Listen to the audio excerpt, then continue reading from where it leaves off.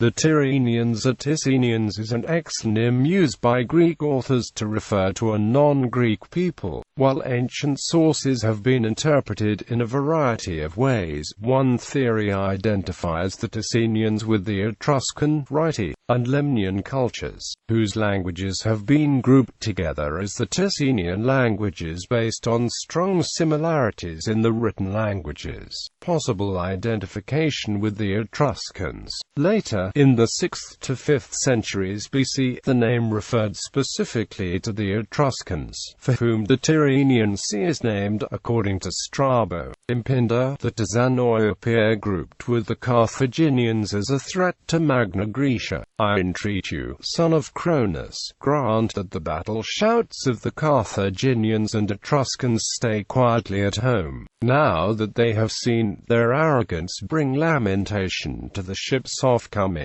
The name is also attested in a fragment by Sophocles. The name becomes increasingly associated with the generic Pelasgians.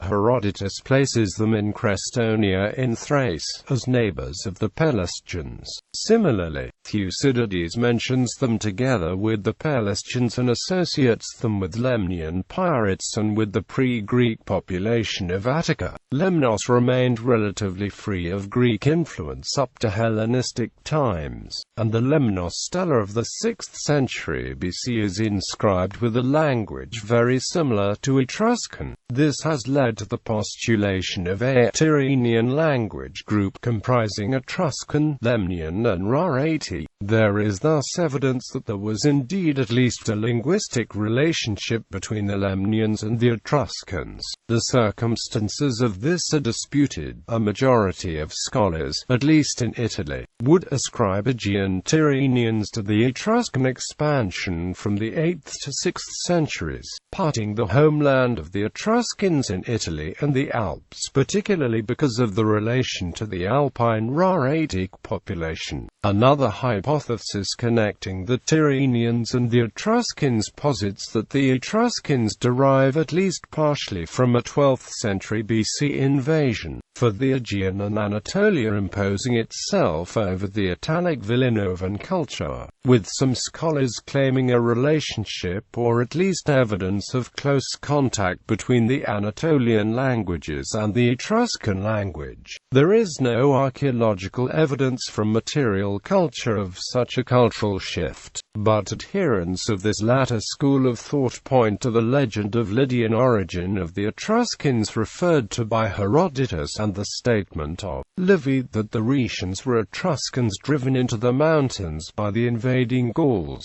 Critics of this theory point to the very scanty evidence of a linguistic relationship of Etruscan with Anatolian, and to Dionysius of Halicarnassus, who decidedly argues against an Etruscan-Lydian relationship.